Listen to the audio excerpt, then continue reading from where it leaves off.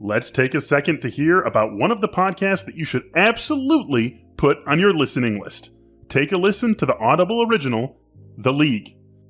This new podcast is co-hosted by Super Bowl champion, 5-time Pro Bowler, and legendary smack talker Richard Sherman, as well as sports broadcaster and rising star Taylor Rooks.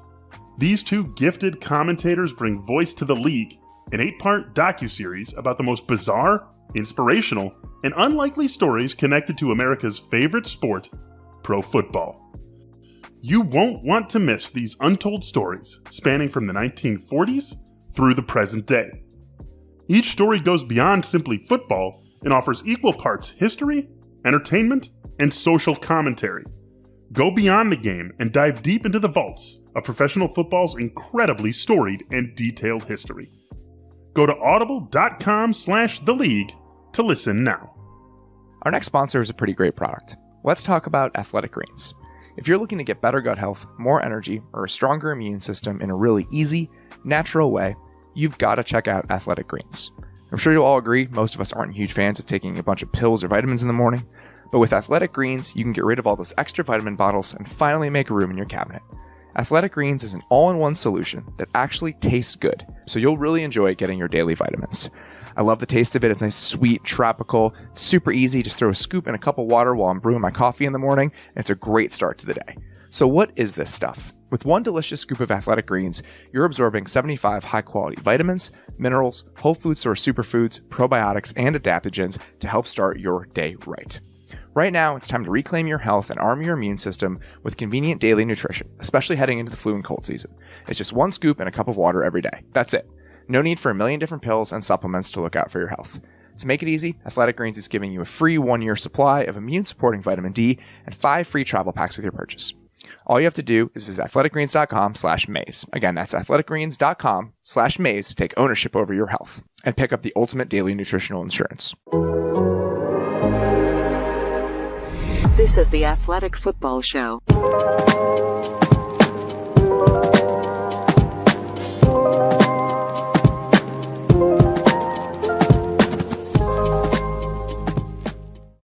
Welcome to the Athletic Football Show. I'm Robert Mays. Joining me tonight is my good friend Nate Tice. Nate, how you doing, buddy? Doing very well. I think we got a special combination for this show. Not only was it a great day of football, but we get to complain about the refs, which is, if anybody knows me or anyone follows me on Twitter, complaining about referees is one of my favorite pastimes. I try to be fair to coaches. I try to be fair to players, but refs, no, you never get the benefit of the doubt from me. And I cannot wait to tee off on a couple on this show. We're going to talk about those calls in the Sunday night game, obviously, in a little bit here. We're going to get into kind of everything crazy that happened over the last 2 days. There's so many games, so many wild endings that affect the playoff picture, kind of eschewing our normal format today and just kind of going game by game, like the wildest shit that happened over the last 48 hours, because it was unbelievable. Every single moment of the last 2 days, something absolutely insane was happening. Awesome. Right. So you have obviously the biggest comeback in NFL history happens yesterday, which we're going to talk about a little bit later. Just an unfathomable game between the Colts and the Vikings yesterday. And then the game last night is absolutely wild. You have fans throwing snowballs on the field from the beginning of the game. Josh Allen was airborne at one point. I mean, they're going back and forth. The snow is just falling at the end. It's an incredible playoff-like atmosphere in Buffalo. It feels like just a massive, massive game. And that was yesterday. That's before anything even kicked off today. The moment that really kind of brought me back to a place where, like, this is awesome. Like, I just am having such a good time. At the end of the Jags-Cowboys game, when they made the field goal to tie it, he hooks it right and he brings it back in. So he kicks it. I'm like, oh no. And then it goes back in and McCarthy had called timeout. So in the span of 5 seconds, I get the, oh no, oh yes, wait, they have to kick it again. Casey's upstairs and she's like, is everything okay down there? I'm just screaming at the TV. And there were probably 5 or 6 of those moments today. The Justin Herbert throw at the end of that game. Obviously the Raiders ending.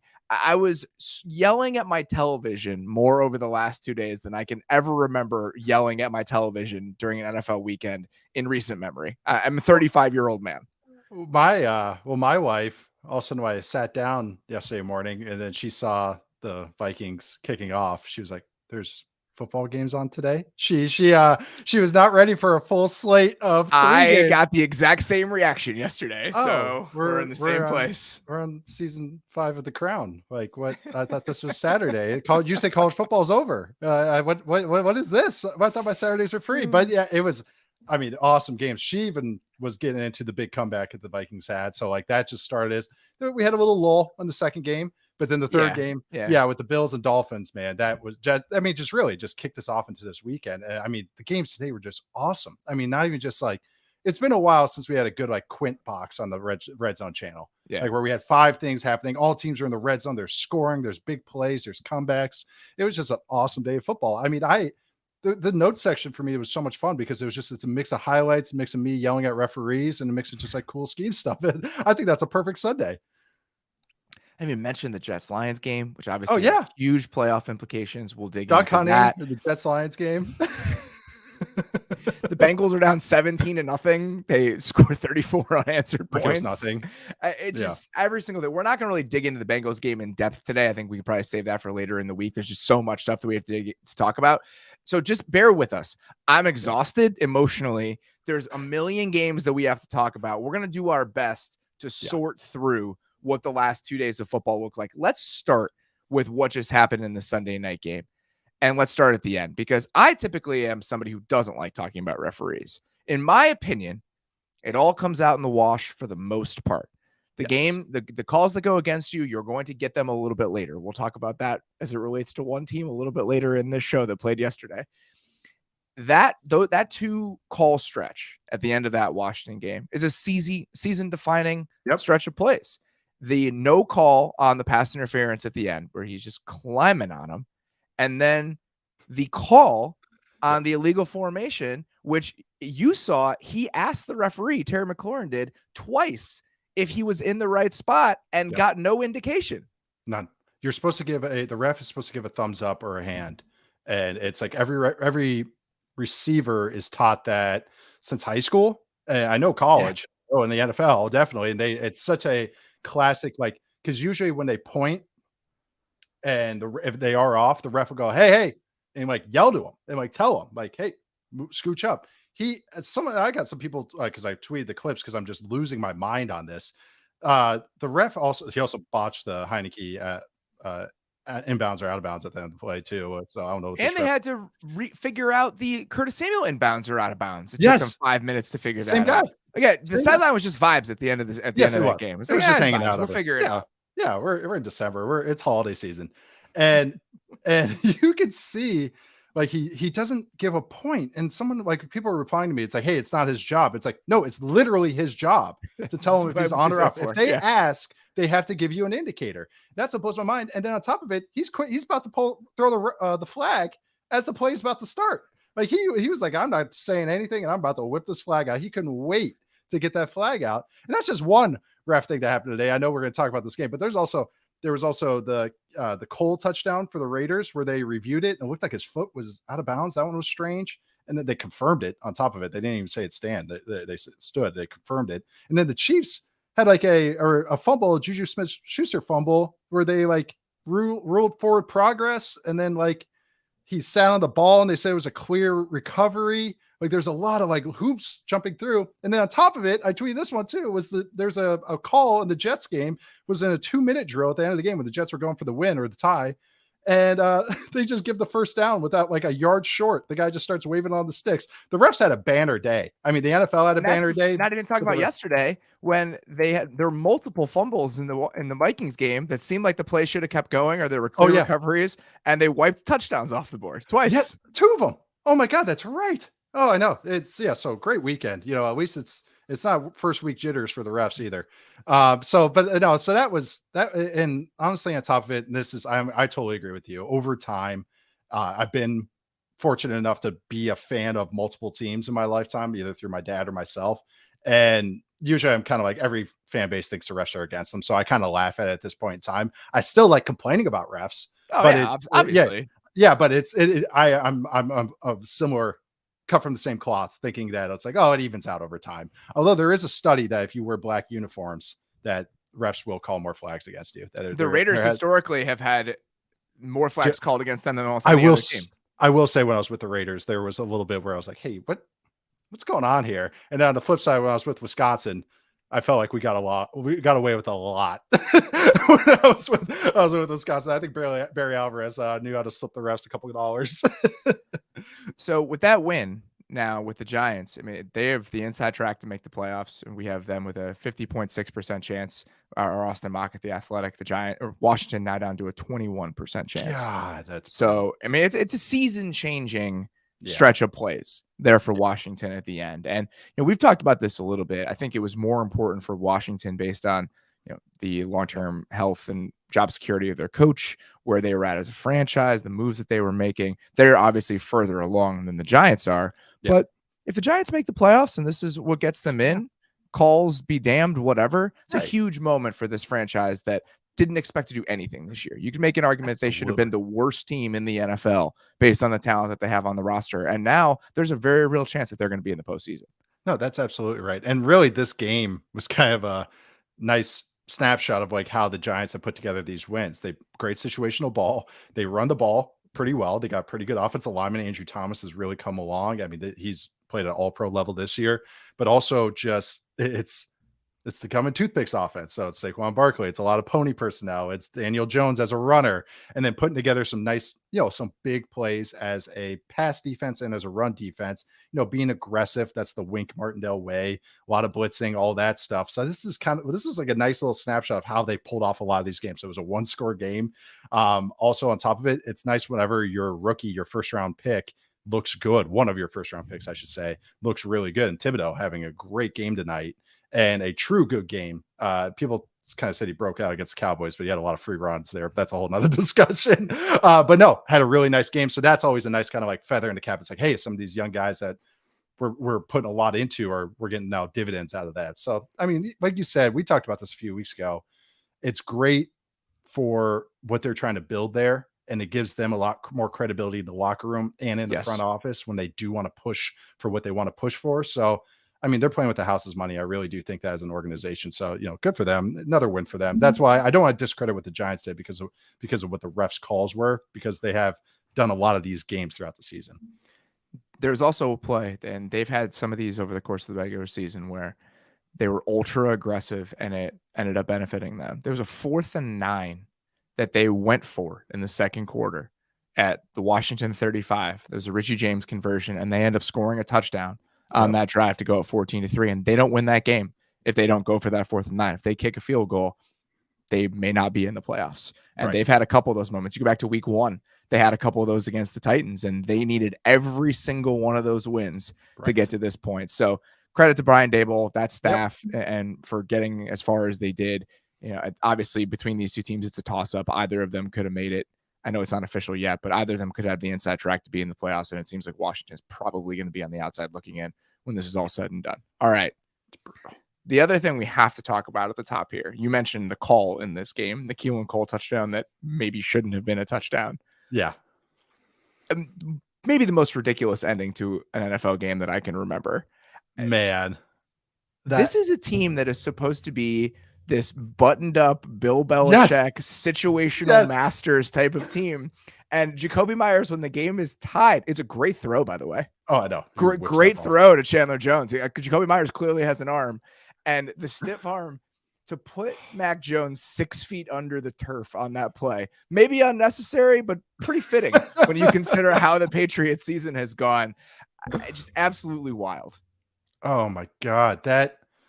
So I've one time, one other team I was around, a situation like that happened, and a fumble happened where it was a tie game at the end of the fourth quarter. It was the Raiders in 2015 against the Chargers on like a Christmas game. And I was before I was with them, and I was there at the game though. And they fumbled the ball around or tossed the ball around. And then afterwards it was like, the game was tied. This could have gone really bad. It was a learning, like even for me, not part of that team. I was like, hey, that's a learning experience. That's the thing with this Patriots team. And I'm really, starting to wonder about this whole Patriot Way kind of thing. Patriot Way, Tom Brady, that might be the Patriot Way. They had a false start in a 4-minute situation. They were 2 for 13 on third down, blocked punt because the guys are looking back. Blocked punt was the one that came out.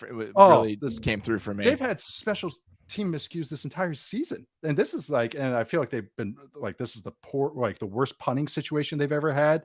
The last play, of course, but I've had to, for the past 20 something years, hear about the Patriot Way and how all these guys are so buttoned down with their situation and their game awareness. And it starts at the top, the coordinators, the assistant coaches, every player. Eric Mangini goes to the Jets and he's quizzing the wide receiver on the left tackle's pass protection assignment. All bullshit. That's what these seasons are kind of really making me realize, because you're feeling it tonight. I'm excited about this. Oh my God. Time. This is pent up. This is 20 years of pent up. God, we have another guy, and they have to hear about how everything they do is a genius. And oh my God, there's another guy that the Patriot Way, and they do this, and oh man, everybody knows the 4-minute situation, and they know how many timeouts they have to take and all that. But then it just turns out you have your Jacoby Myers, who is a good player, by the way, and should get paid this offseason. Just a bonehead mistake that happens sometimes, but it's kind of funny that happened to the Patriots. And that is before we even mention the offense and what the offense has looked like over the course of the entire season. They were awful again today. Yeah. They could not throw. Ramondre Stevenson's a really nice player. Without him on the ground, they didn't do much today on offense whatsoever. You look at the numbers overall. This season, there have been 29 starters in the NFL with at least 300 attempts. The guys who've been full-time starters, essentially, is where that cutoff is. Of those 29 guys, Mac Jones is 28th in EPA per dropback. The only guy who's worse than him is Davis Mills. Ooh. And the 3rd and 11 naked today, in a key situation, the slant in the end zone where he's trying to get it to Aguilar. Aguilar gets beat across his face, and Mac Jones is screaming at Aguilar on the field. He is fucking over it. Yeah. He is over it. And for you to have a scenario where it's devolved that badly with the body language, demeanor, communication between your quarterback and the guy you've instilled as your play caller that is clearly out of his depth in doing this job. There's nothing buttoned up about that. There's nothing Patriot Way about that. There's no excuse for what they've looked like on offense over the course of the year. They need a miracle Kyle Duggar play to even be in this game. I think that them being out of the playoffs essentially now, or taking the biggest hit of maybe anybody after losing that game, feels kind of right, based on the way that their offense has looked over the course of this entire year. Kind of a ball don't lie kind of situation. That's exactly how it feels. And I do feel for Mac Jones, because it's not where you watch a quarterback and you're like, man, he's in the deep end and he's just, he's trying to get it all together. You watch this guy get guys lined up, making protection changes. He was fine last year. He was fine. As a rookie, he was fine. Yes. And that's what we always thought. That's what I mean. We know what this can look like what he's supposed to look like. And they just don't. I mean, last week against the Cardinals. So I think Mac Jones is either bottom or second to worst, against the blitz this year, as far by EPA per dropback. And I chalk that up more to what they run and what their protection is. And I believe Matt Patricia is also the offensive line coach, which is kind of funny as well. But I also like that. So last week they played the Cardinals. What do the Cardinals like to do? They like to run. They blitz a lot. Mm-hmm. They run man coverages a lot, especially on passing downs. And then, so what was the Patriots' plan? Let's run 500 screens over and over and over, because I believe Patricia goes in and goes, you know what? Hey, when I was a defensive coach, it was a pain in the ass when we blitz or ran man coverage. We ran a lot of screens. So screens were really tough. We don't build a whole boat out of it. You throw them in there, you sprinkle them in, catch them, but not just every other play. And that just kind of shows it's like they take the straight line for everything. Their run game is so straight line and at you. Their pass game, they go vertical, but it's down the sidelines. And Mac Jones has some qualities. He's very intelligent. I believe when he's hot, he's very accurate. He can really place the ball. Throwing sideline throws is not his strength. That is not him. Throwing go balls is not how he makes a living.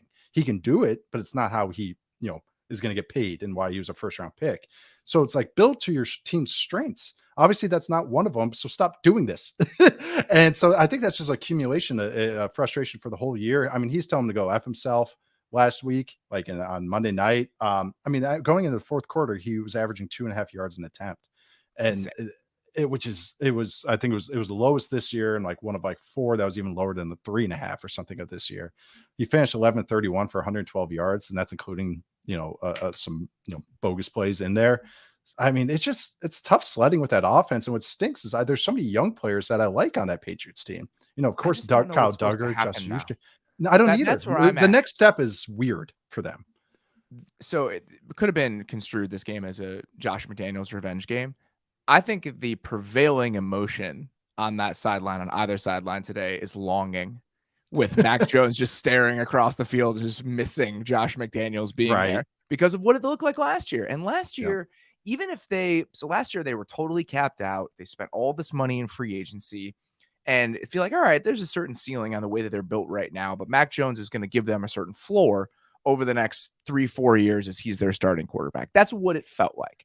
And then this season now, I have such little faith in the offensive infrastructure, but the defense is coached up and accelerated and plays beyond the talent and the spending and all of that so much more than we could have expected. It's like, oh, Belichick coaches up the defense. They're a ton better on that side of the ball than their talent would indicate. We didn't know who the corners on this team were going to be before the season started, and they've been an objectively very good defense over the course of the year. And that you could probably bet on moving forward. He's always going to be able to do that, really, no matter who's on that side of the ball, as he's kind of the figurehead of that defense.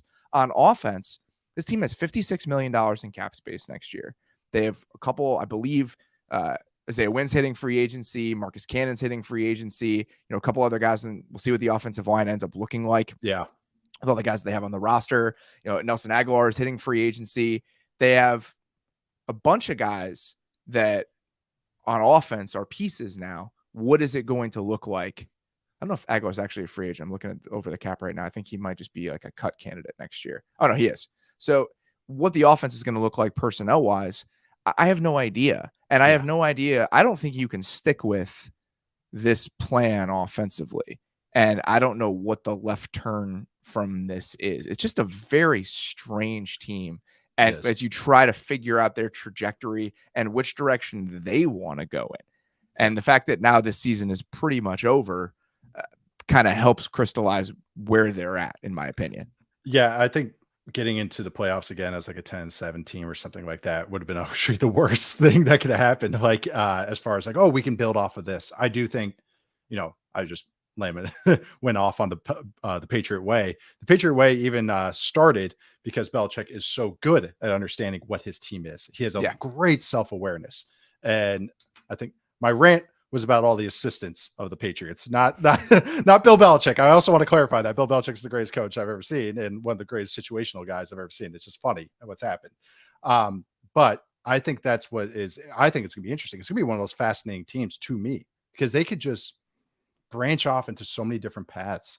It's like, what is there a reset? Is there a mini reset? Is there it's double down on this? Like what does he do with each assistant? He has his guys back in his bosom. So what does he do with them? Like, how does he, I don't know what's gotten into me. I didn't have an espresso recently either. It's just, it's just late in the year, but it's been a long 2 days. It really has. It really has, especially all that Saturday games. And I watched all the Thursday game, but I'm curious. I'm also curious. It's one of the teams I have highlighted and circled. Just, I want to see what they do. And now, especially, I mean, that whole division is just so crazy. Like it really is. The whole AFC East is just such a interesting division with all these teams because so many of them are on different steps on the path, but also all of them can branch in different ways. So I'm very curious. I also want to credit, some of the things that the Raiders were doing. It's Darren Waller coming back also helps out with that offense. Waller touchdown was beautiful. I mean, it was single high. He was shaded over to Adams' side, and Waller had a one-on-one and just went to work.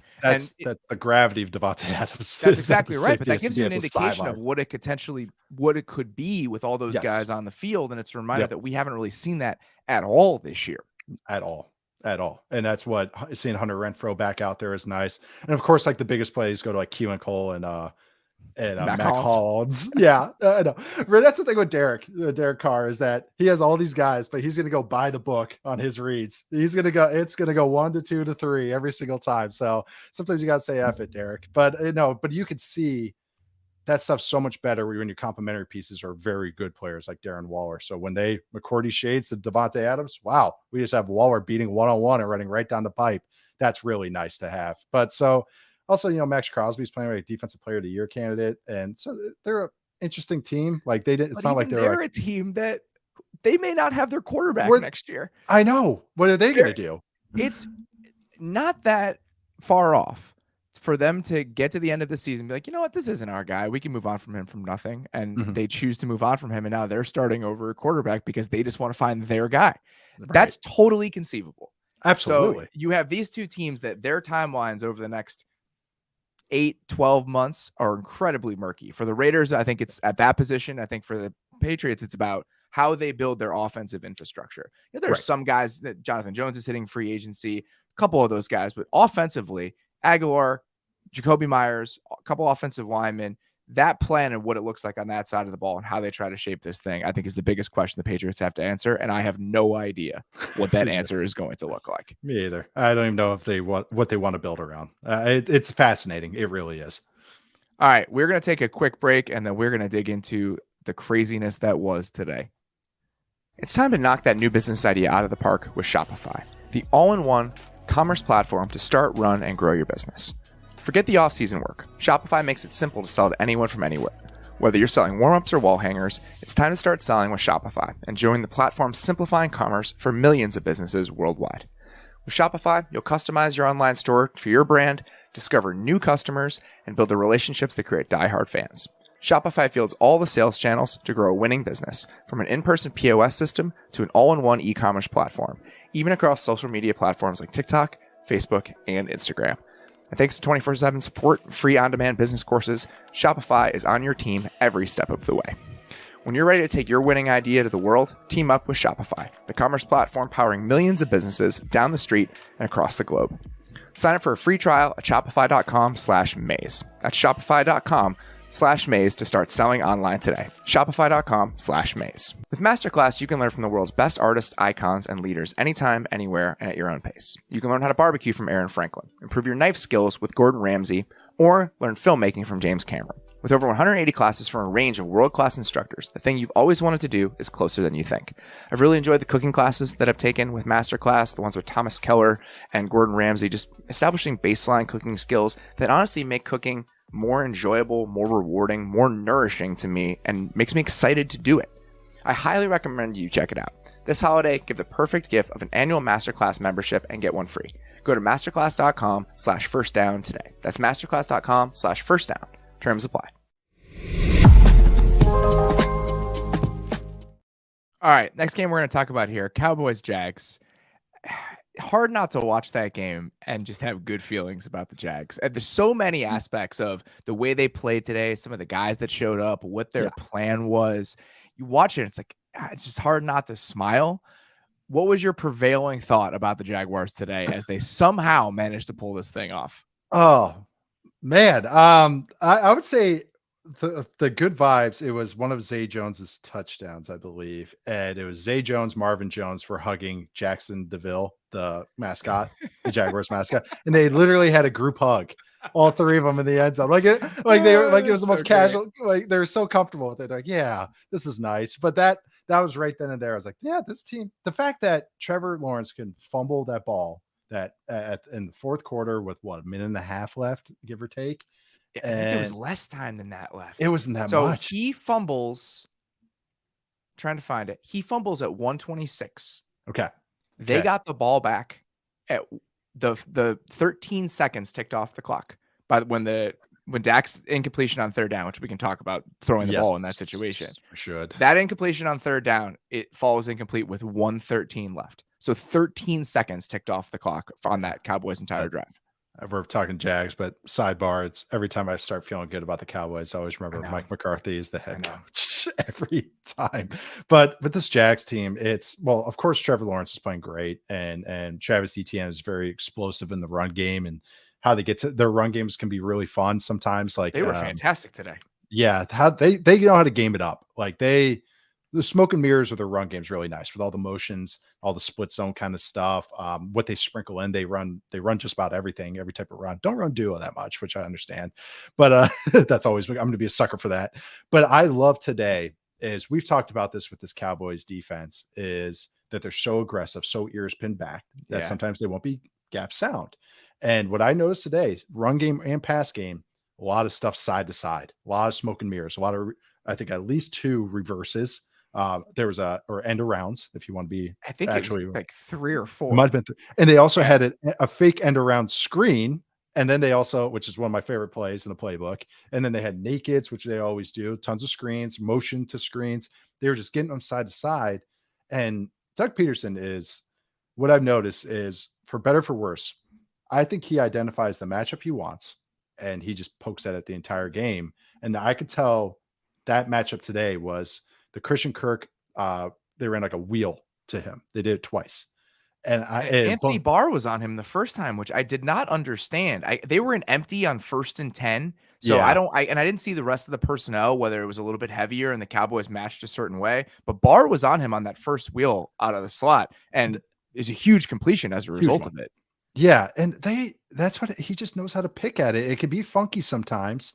And sometimes I'm like, oh, you don't have to do that. You know, he has some Andy Reid to him, but man, he just knows how to game this stuff up. Like the Zay Jones TDs. The first one came on mesh. No one gets more hay out of mesh than the Jags. And it's want to see the difference between teams running mesh that are good at it and not. The Cowboys ran it 3 times today and only were successful on one of them, including one of them was the interception to end the game.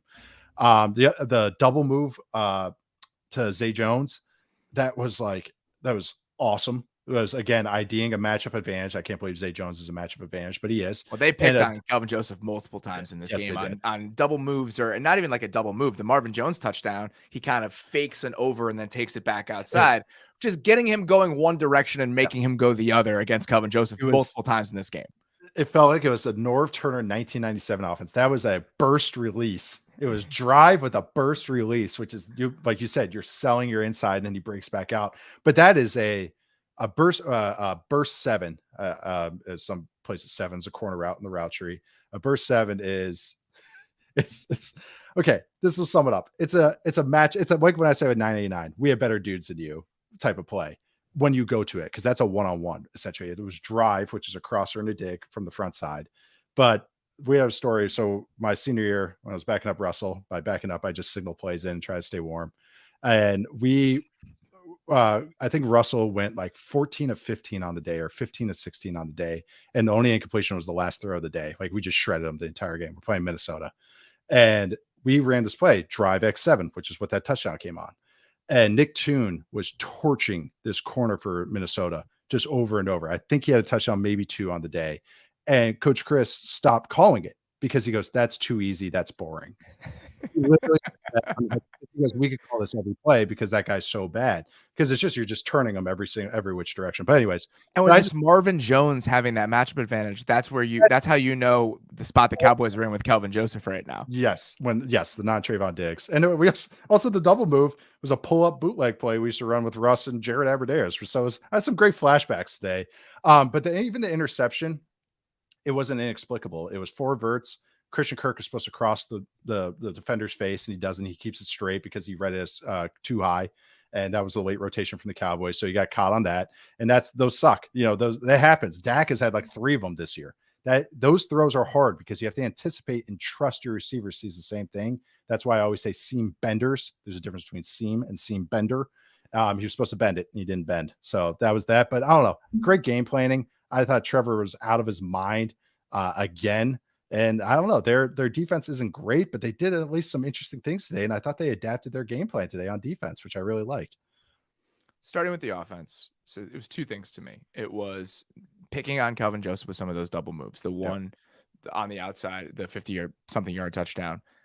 The idea of that play where we're going to run a double move against this guy who we think we can pick on, combined with, we talked about this earlier in the week, Trevor making those plays out of structure outside the pocket.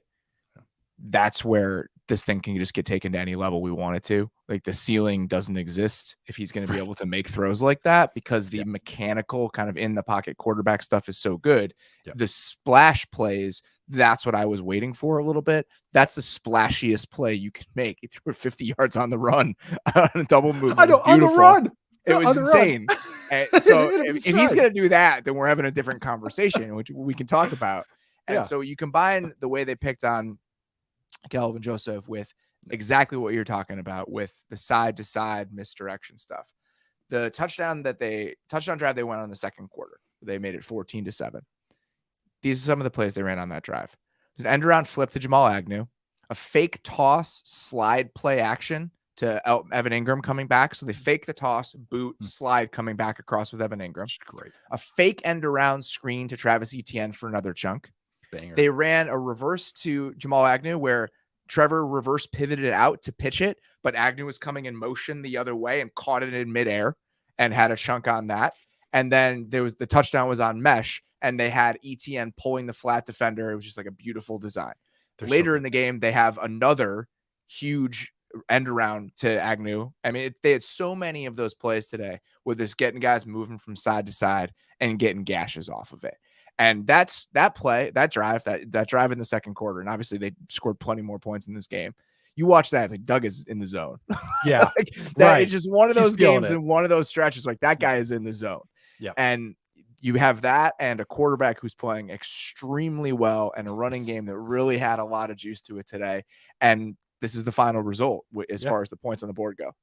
Yeah. And it's always fun because the defense is going to be up and down. I mean, even though, they still gave a lot of points today. The Cowboys did a lot of nice things too on offense, even besides the interceptions it's going to be a fun team always with this Jags because they have a good offense and I'll say up and down defense. And those, as a guy that grew up with the early 2000s Vikings, it's a fun formula. Like it can lead to a lot of exciting games where you got a interesting quarterback and can make some plays. You got fun play designs and a defense that's hit and miss. I just want to say on the flip side too, it's like the Jags had 3 turnovers today. It wasn't like they pitched. They did not have a perfect day. They had 2 random. I mean, the Trevor Lawrence fumble at the end is just a crazy fumble. Weird. It was just a huge collision. Etienne fumbled, I think, inside the 30 early in the game to give the Cowboys back the ball. It was not a perfect game for the Jags by any stretch. No. And the fact they could pull it off is where this franchise has come. I mean, even from that Ravens game just put so much good feels. Like we talk about the Giants and making the playoffs can really, put feathers in the cap in the locker room and with the front office. Same with just winning these games. It's like, oh shit, we could do this. Like we could do this. Now we're doing it again. Yeah. And I mean, think about all those Jaguars fans that have just gone through all these losses. And now they've won 2 of these types of games at home in the last month. Like that is just, it's good feelings for the whole team.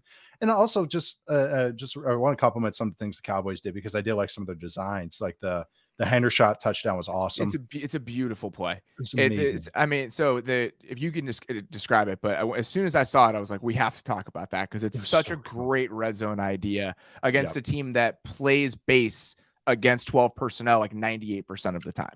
And they nailed it. That's what they went 12. The Cowboys love double posts, and they'll do it with CD Lamb, who runs the Dino route, which is one of my favorites.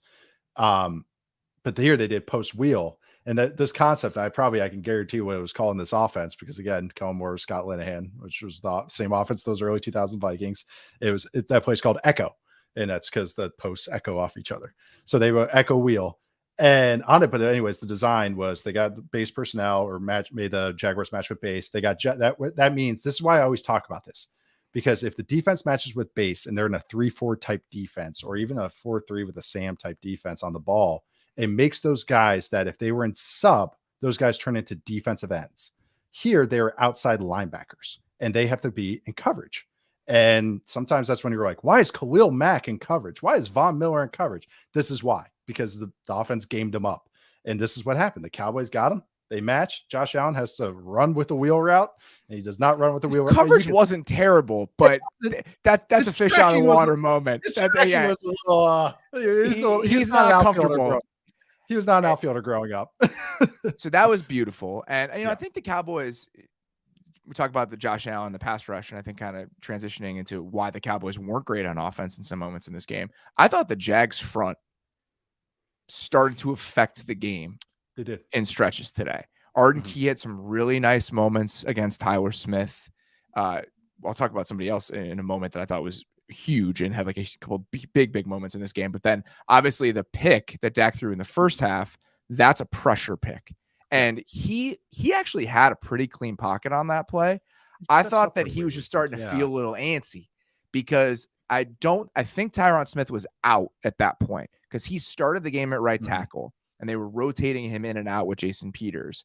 And there were a couple moments when Peters came in where I think Dak was starting to feel a little uneasy about how much pressure and how much penetration the Jags were getting. And I think that led to him getting a little antsy on that play, stepping up when he didn't need to. He gets hit as he throws, interception. It's kind of how I felt about the final interception. He just was feeling a little bit uncomfortable in the pocket in this game with some of the changes on the offensive line. The one guy, though, that I was just blown away by the plays he made today was Dewan Smoot. Dewan Smoot. Let me try to find. So I want to get them all right because there were so many of them in this game. So 3rd and 8 in the third quarter, huge completion to CeeDee Lamb that gets the Jags down in scoring range. Dewan Smoot has a TFL on 2nd down.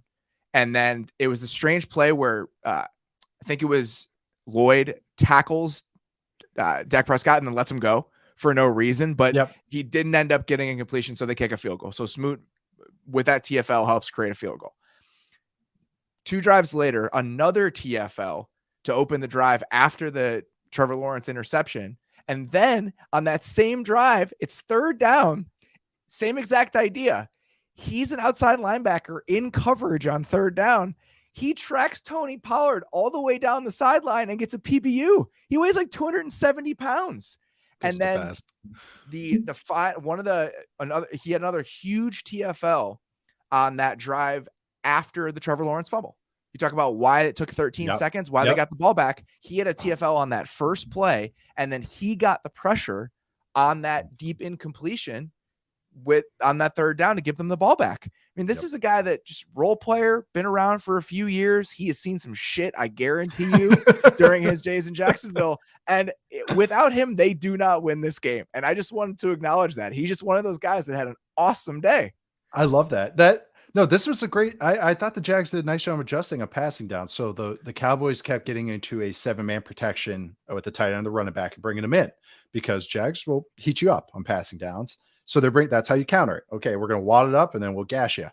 And so the Jags started going, okay, we'll just drop everybody and cloud it up. And I actually really liked that. It actually helped out the rest of their pass rushers because then they were kind of getting muddled and everything. And it was that's the domino effect of all this stuff is the Cowboys had the initial advantage that we're going to wad this up and gash you. Then the Jags were like, okay, we won't do that then. And then the Cowboys never got away from it. So it's and that happened at the last couple of drives, especially in the fourth quarter, I kind of saw it. So now the Cowboys aren't getting all their guys out on routes. Stuff's getting tighter. Everything just kind of trickles down. So I know that's a great shout out. I don't know. This Jack seems fun. I like you said. So now let's talk about it because beyond how fun the game was and some of the actual nuts and bolts of what happened, this is real. They can absolutely make the playoffs now. So they're a game back of Tennessee. The Jags have the Jets this week. Okay. Let's say on Thursday night, great game. Hopefully we can, let's break that one down after it happens. Yes. What's Cox Internet? Come on. Hold up. So let's say hypothetically the Jags lose to the Jets. Okay. Yeah. Just we're being pessimistic. Yes. Yep. They have Houston in week 17. Let's give them a win there. Okay. The Titans have Houston in week 16. So let's say the Titans beat the Texans and then they have the Cowboys in week 17. Let's say they lose to the Cowboys. Mm-hmm. I think that's totally reasonable. That's being pessimistic about the Jags. A loss and a win, and then a win and a loss for the Titans. That means in week 18, we have a play-in game for the AFC South. And if the Jags beat the Jets, they have the inside track. They now they need help. The Titans need help then. It's crazy. So that's awesome. I love it. It's not 18? Far off. It's not some pie in the sky reality now. The Jags absolutely can do this and win the AFC South and make the playoffs. And guess what? I wouldn't want to play them. No. With Trevor playing like this? No way. No way. He can get hot on you. No, They are such a pain in the ass. If I'm a defensive coordinator having to figure out all of this crazy Doug Peterson shit right now, I'd be miserable. Motion screens, because you have to do all the fundamental stuff. You have to communicate and tackle. And it's like, oh, it's like playing an option offense, but not like the scheme wise, but what you have to do as a defense. No, exactly. Last thing, I do want to give Kellen Moore one more credit on a little design tweak, by the way, before we get off of this, is that they all the time they'll use Noah Brown, and they've used CD before on this, and Amari Cooper last year was doing this. They'll have the receiver insert on run plays. They'll bring them down, block the safety, fit them up. They had two really fun kind of tweaks. They've done naked bootlegs off this before, and they did that today. But then they did a little shovel to Noah Brown on a little off that same exact look, motion him down. The Jaguars were like, hey, we'll run this. And they ran a little shovel play on second and long. I like that. That was a nice little change up. It was beautiful. Yeah, Kellen Moore's they had really a little throwback to Noah Brown over the ball for a touchdown deep in the low red zone, which is another really good play design. Kellen Moore's been great this year. He really, I think, like much better than he has, I think, in previous years. I had been much more excited about the Dallas offense than I have been over the last couple seasons. Couple things I wanted to point out today. They were the highest under center team in the league since Dak got back. Only like 33% today. So it was a lot more shotgun, and they were in pistol a little bit more often. I was wondering why that might be the case. If it was a matchup thing, just something to monitor going forward. Yeah. To put a pin, just to put a period at the end of this for the Cowboys, obviously a frustrating loss. I'm not super worried about Dallas on the whole, but the aspects of this team that I am concerned about showed up today. What the right tackle situation is going to look like until Tyron Smith can get all the way back, and even that is not a natural position for him.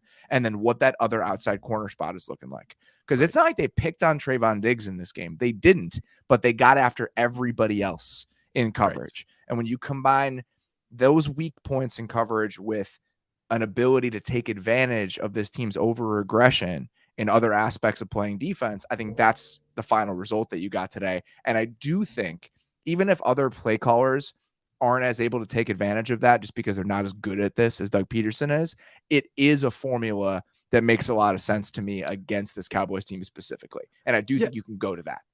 You have to know when you play against this Cowboys defense, you're going to get punched in the mouth a couple of times. Micah Parsons is going to get pressure on you. They're going to get some heat on you, but it's just like, you got to stick to it like that. That's what it is don't take the bait. Like, don't play into their hands and start dropping back a bunch. Be disciplined, running the ball, and stick with your game plan. Also, you have to have a favorable game script, but that's the thing.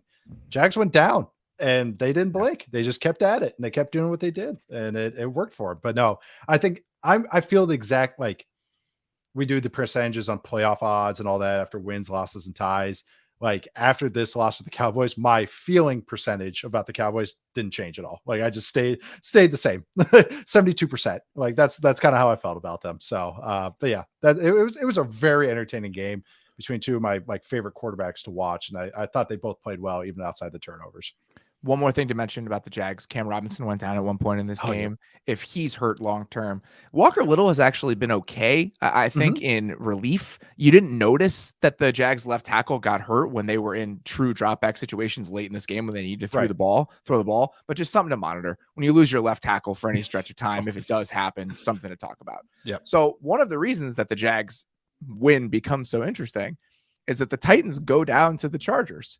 And now Austin Mock from The Athletic, right now with the Chargers sitting at 8-6, has the Chargers with an 80.6% chance to get one of those wild card spots. Never a doubt. There is a doubt. That number seems way too high to me. David Hellman, one of our good friends who was on the show a couple weeks ago, works for Fox. He sent me a text about, he's like, the Chargers are just begging you to get back in. I was like, I'm not doing it. I hate them. I'm not doing it. I refuse to get sucked back in. But a couple moments from this game that make it a little bit difficult. Which Herbert throw do you want to start with? Oh my God. The one, Keenan Allen down the sideline that I tweeted was pretty awesome. Like moving up in the pocket, not flat-footed, but off platform, and just like he does those looping liner throws. They're line drives, but also have touch, and it's unbelievable. He can do that. And the ones down the sideline that he does of that kind are my favorite. Because Josh Allen throws my favorite crossers, Yeah. Like the trajectory that Josh Allen, like the one to Dawson Knox in the last night, like that throw that Josh Allen comes where it's like a big bender coming across the field is always beautiful. And then the Josh Allen just laser beams, like the one he threw to Gabe Davis on that 3rd and long that we'll talk about. Like those are my favorite Josh Allen throws. But Herbert down the sideline when he has to layer a throw over someone on the sideline, that's my favorite type of throw that he makes. Hit it over the shortstop. No one else really does that, where he kind of feathers it with like that sort of touch to the sideline. Just a different sort of throw than a lot of other people go for. And Herbert's Burrows are more loopy. Like Burrow will like drop it in a bucket down the sideline. Early, and it kind of drops in there, and then Mahomes kind of like bends it. And Mahomes has that like wanted thing to it, where like it actually bends around people. Yes. Yeah, his is like a slider that gets around. Yeah, no, that's right. Everyone does have their little flavor on corners, especially or sideline throws. Now, that's a great call, and it's probably because Lombardi makes him throw all those hard ass throws. That's why we see him do it so many times. At the 2-minute drill, not only just the God throw that he had to Mike Williams, who made the great catch, but right before that, tweeted it first play of that drive, high low, and it's a high-low. Austin Eckler chips, runs to the flat. They have a corner to Mike Williams.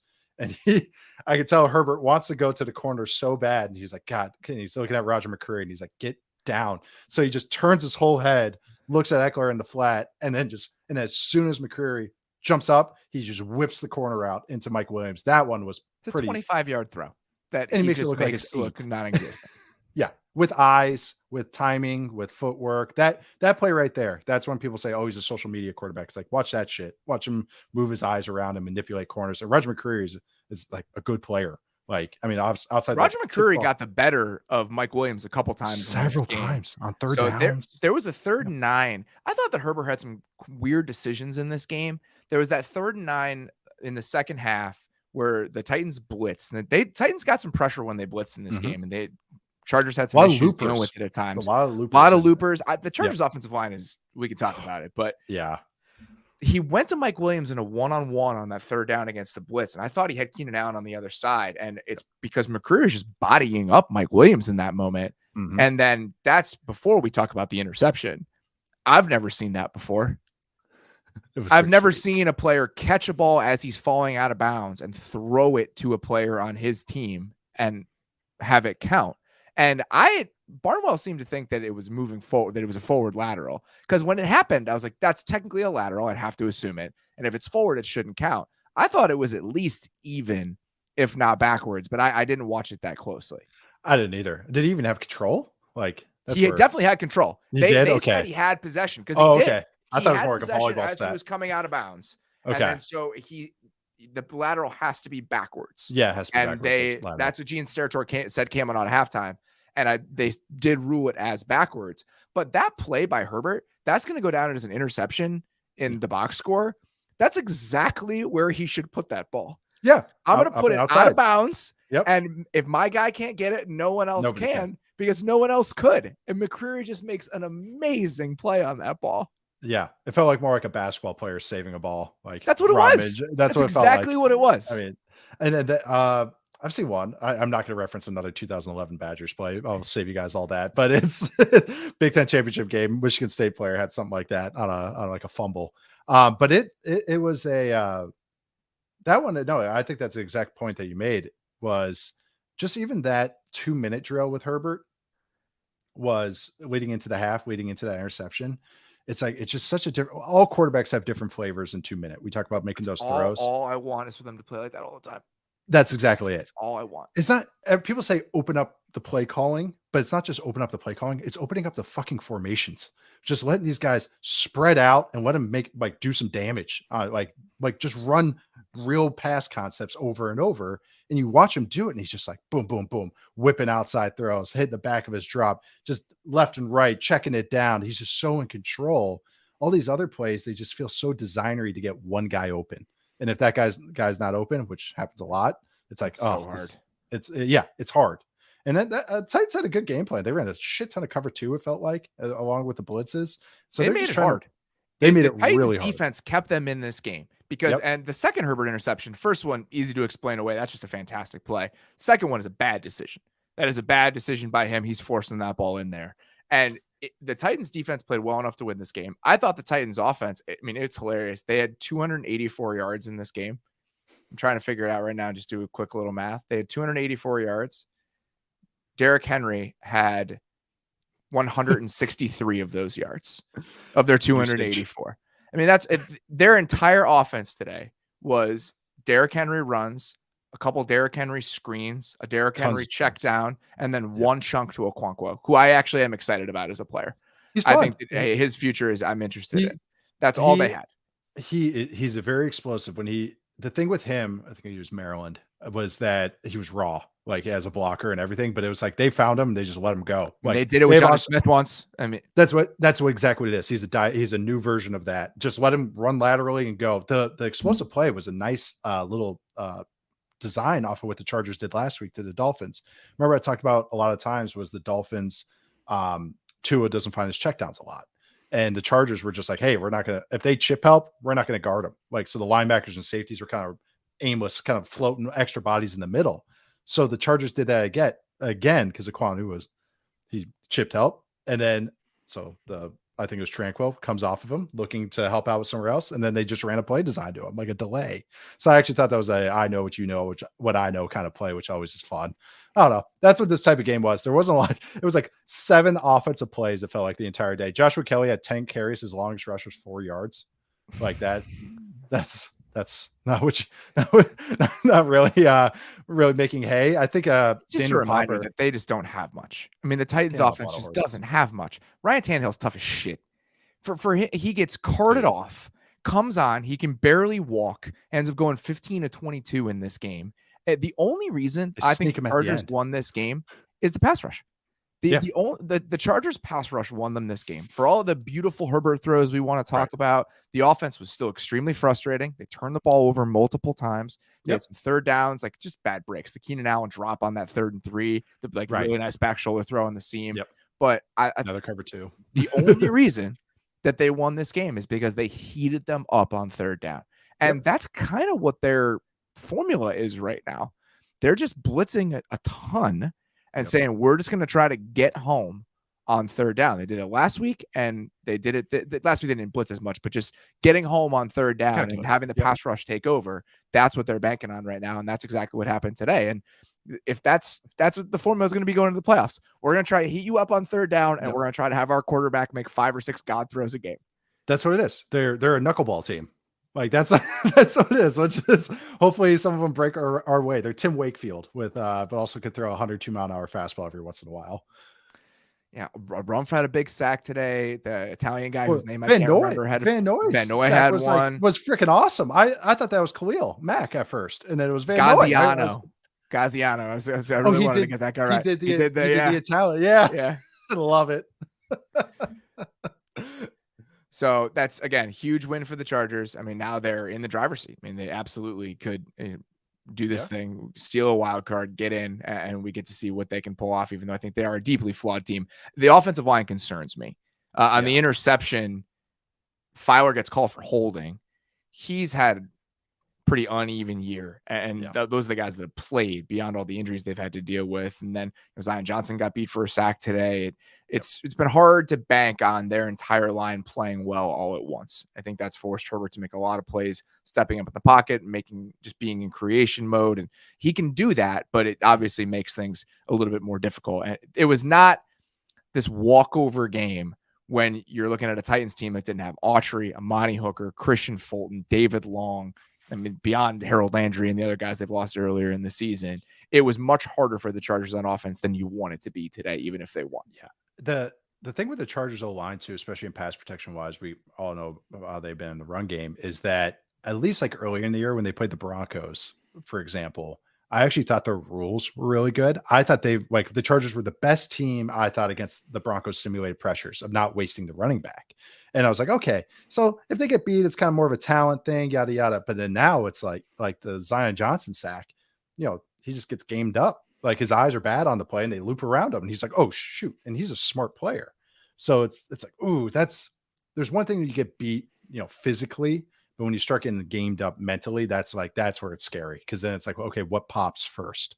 And you put it on tape, other teams are going to start noticing it too. So obviously we're looking at a potential play-in game between the Titans and the Jags in Week 18 to win the AFC South. A couple things break right. We could also be looking at a play-in game in the AFC North. Love it. Because it seemed like even if you were a little bit concerned about the Ravens, their schedule was such that they were probably going to be able to hold on to this thing until the end.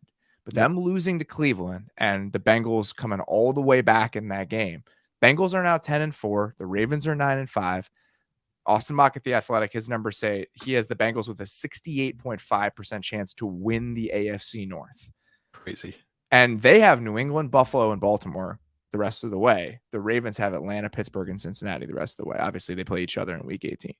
So a huge win for the Bengals to kind of come back and crawl out of that hole. And not only crawl out of that hole, but end up winning by multiple scores against the Bucs. Double-digit win with no Trey Hendrickson, no Mike Hilton, no Hayden Hurst. Like way to go, Bengals. Again, a complete team win. Just another time where Burrow's figuring it out. Like I think he was being a little safe early, and then he was like, okay, this isn't working.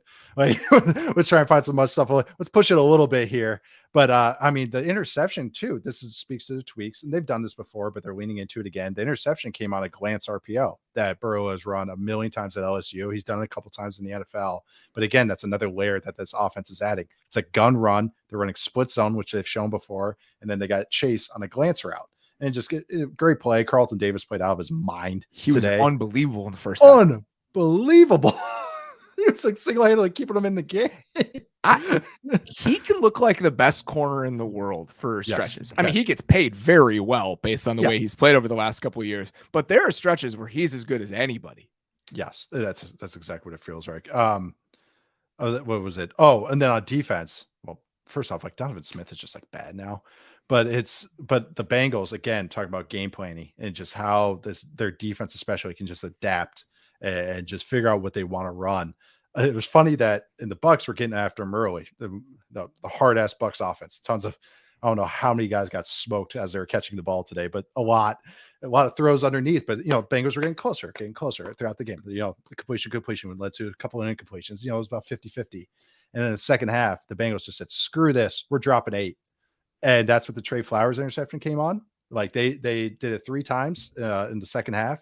They were 3 for 3 successful plays on all 3. And then they did a 4th time, which was a late touchdown to Gage.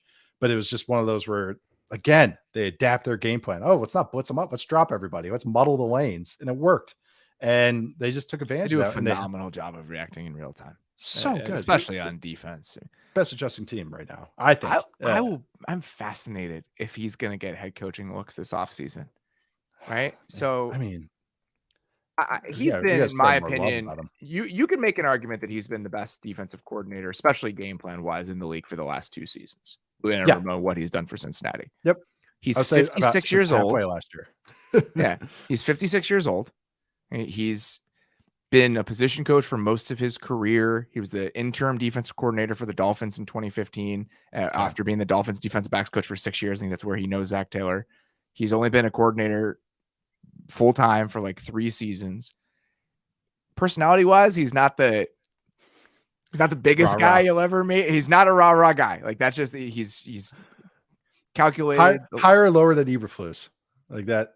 Oh, I definitely think lower. I think he's definitely less of like a rah guy than Eberflus is. Okay, Eberflus is all about like hustle and I think there's more of that with Eberflus than there is with Lou Anarumo. He's incredibly thoughtful, very very smart, obviously. And like the way that he thinks about this stuff, he's done a fantastic job. He just has like a calmer demeanor to him. And for being a guy in his mid-50s who's never really been like the hot candidate before, I wonder what the potential interest might look like. He should have it.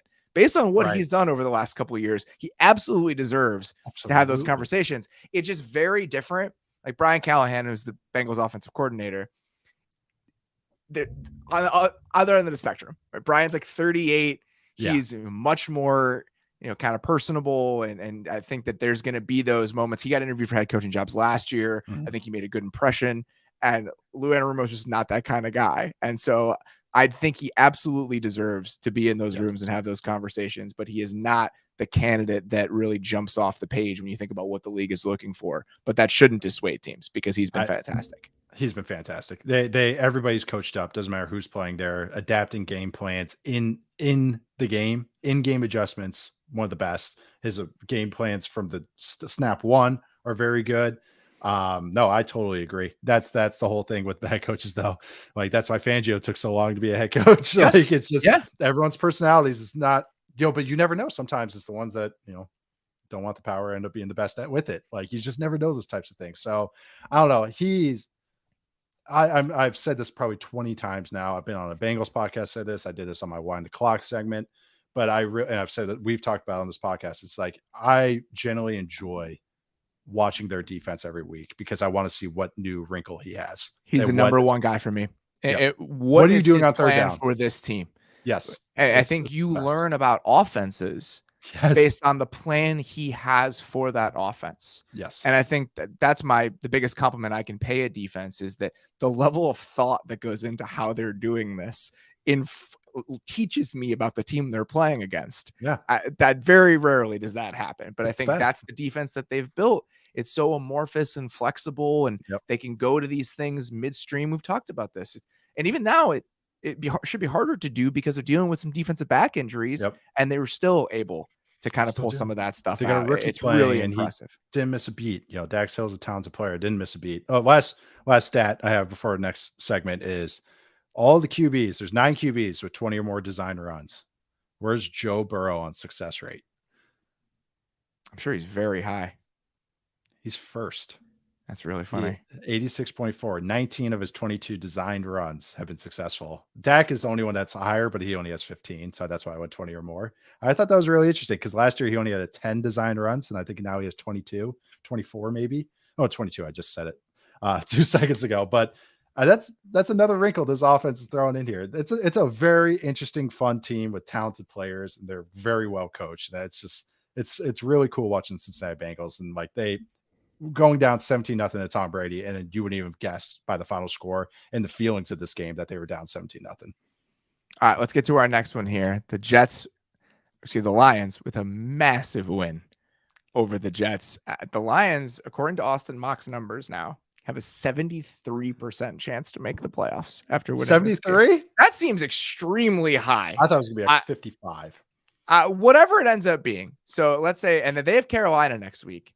So let's say they beat Carolina. I mean, they have a really, really good shot at doing it because now you have Washington at 7-6-1. So if the Lions win next week against Carolina at Carolina, they're at 8-7. They have the Bears in week 17.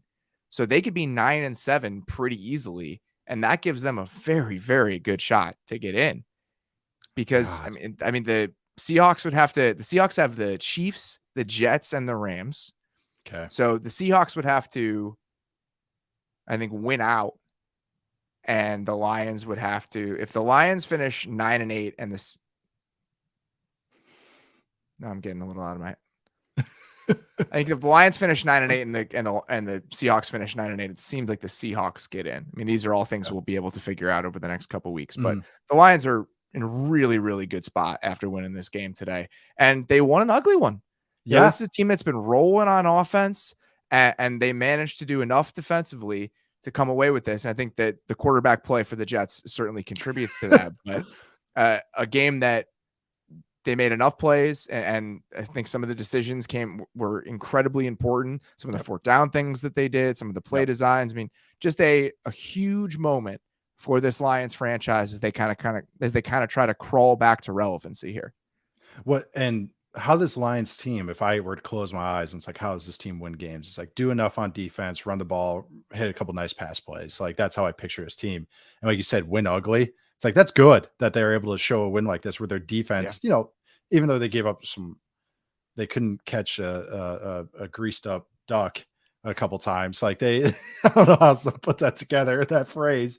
But even though they couldn't corral those passes in and, a couple of those botched plays, like the Jets had more explosive plays than the Lions did. Double. The Jets had 8 explosive plays. The Lions had 4. And that's been a very explosive number, my friend. Oh, I know. Because of the weight stuff. The Lions were better passing than running, which Goff has been on fire the last few weeks, the last couple of months, really. But also just the design stuff.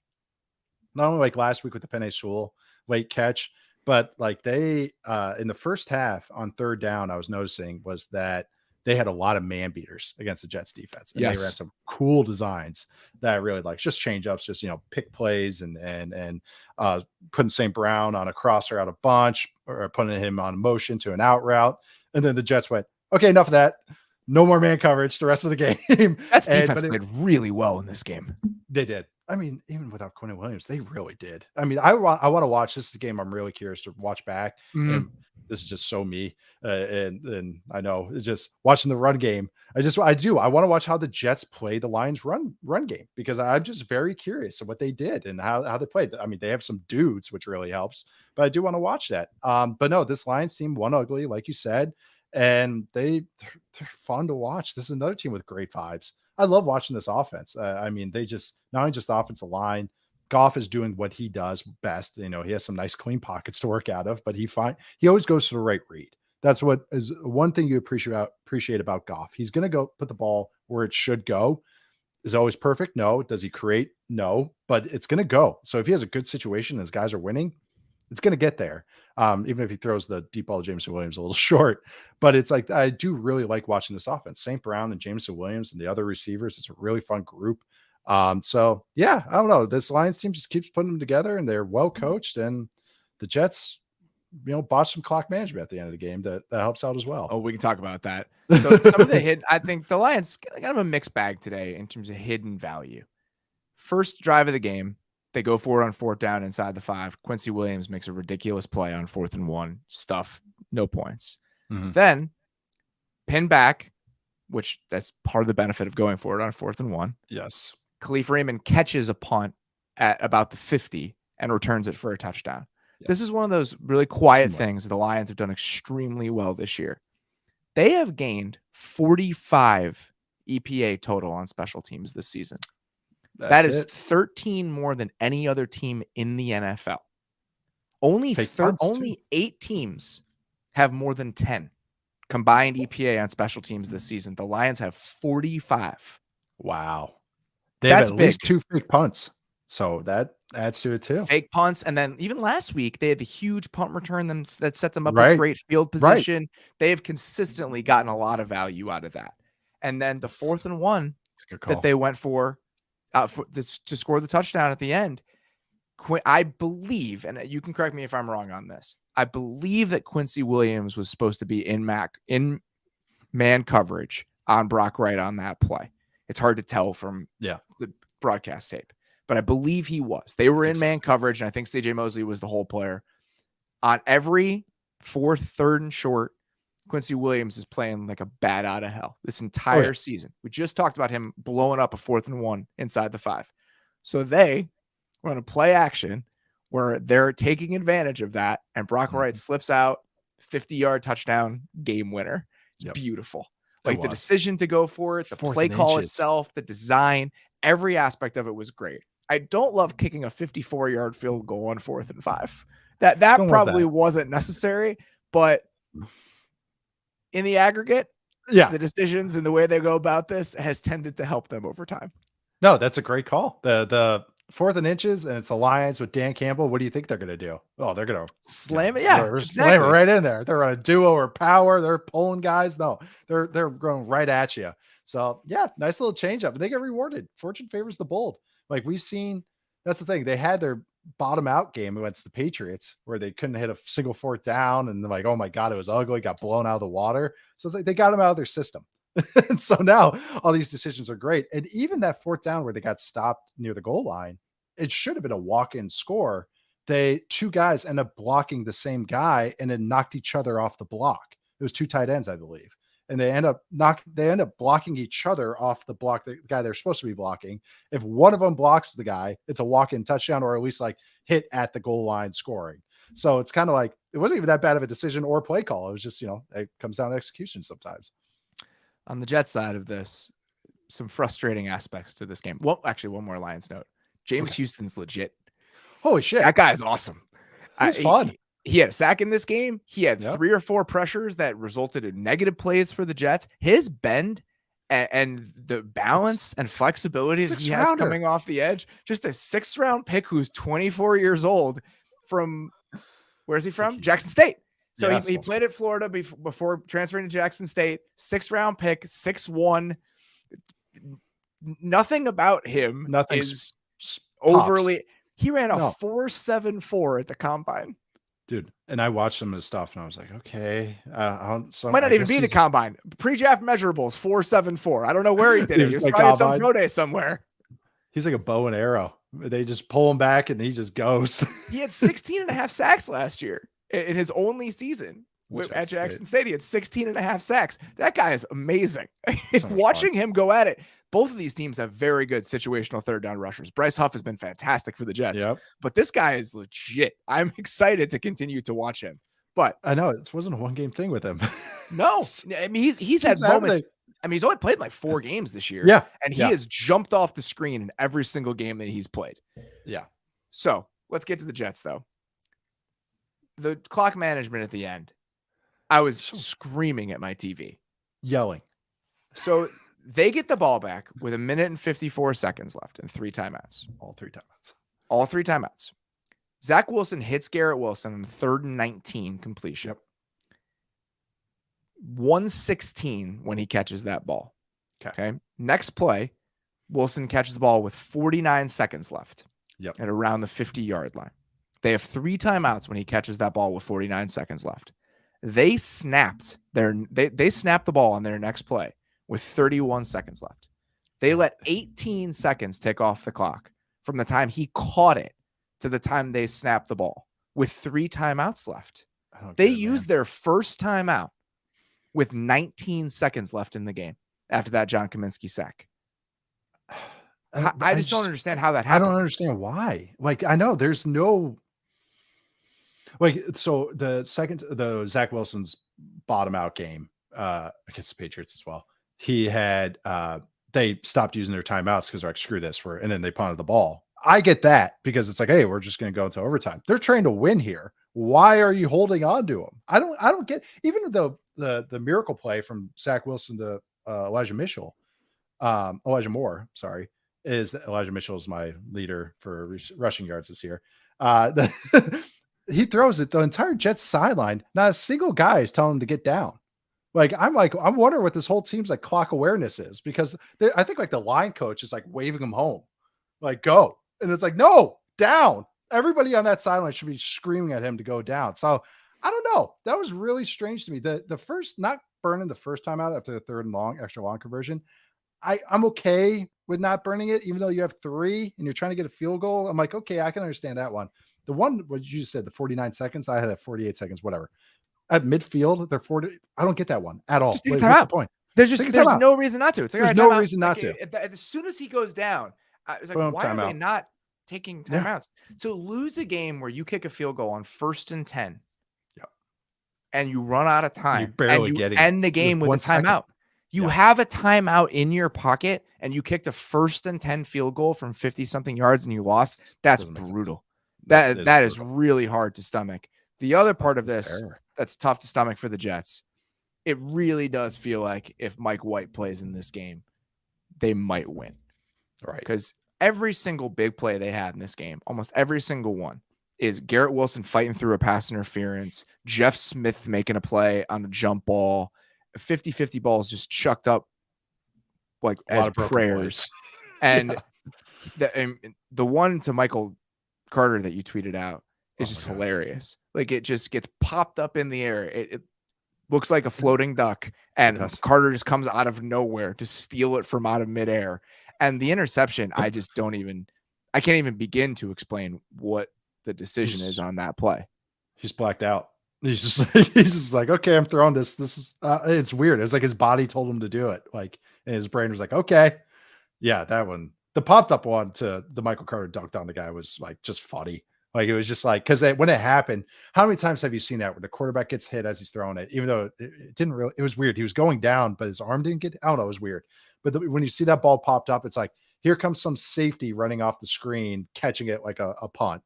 And you don't usually see your running back dunking on a defender towards the sideline when that happens. So there's a few of those. I mean, he even had like a bootleg where he hit Garrett Wilson's fantastic, by the way. He's just, oh my God. But he had like a bootleg where he drops. One of those guys, it's undeniable when you watch him. It's like that guy. Yeah, he moved. I'm realizing like him and like Brandon Ayuk are cut from the same cloth, where it's like they're sloppy route runners, but they're so freaking explosive. It's like, who cares? It's a learning lesson. I mean, I liked him, but I didn't love him. So it's a learning lesson. But Zach Wilson, he has a free bootleg where he's run towards the sideline, just no one within 10 yards of him. And he makes a nice throw, but it was late. It wasn't it was out of structure on a naked when he wasn't pressured, which was just like, it's like an oxymoron almost. You never really hear that where the quarterback could just keep running and it becomes an out of structure play. And he loops it over and it like looks like a really nice play. And I'm going to assume on all 22, it's like that was like it ended up becoming a broken play because he throws it late. And it's like, just like you say, Mike White at least does stuff in structure.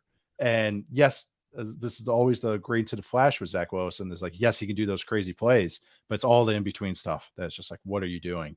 And those add up generally. And that's why you lose games like this when it comes down to this. There was a sack in the 2-minute drill, it was a 2nd and 20, and he bailed from the pocket unnecessarily and got sacked. And you see George Fant being like, why? I mean, he does the shrug as it happens. Like, why?